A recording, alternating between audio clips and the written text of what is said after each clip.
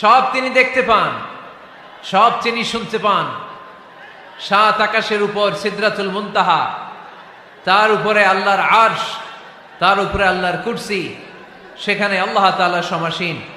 এই আরশের উপর থেকে আল্লাহ তাআলা জমিনের অতল গহ্বরে, কোন জঙ্গলে, কোন গুহার ভিতরে কোন পিপিলিকাও যদি হেঁটে যায়, আল্লাহ বলে এত উপর থেকে ওই পিঁপড়ার হেঁটে চলার পায়ের আওয়াজটাও আমি আল্লাহ শুনতে পাই। এজন্য কেউ যেটা শোনে না শোনে কে?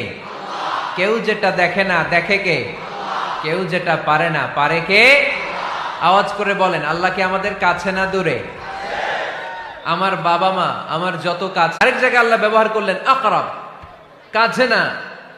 করিব মানে কাছে, আর আকরাব মানে সবচাইতে কাছে। The closest one, the most closest one, সবচাইতে কাছে। ওয়া নাহনু আকরাবু ইলাইহি মিন হাবলিল ওয়ারিদ।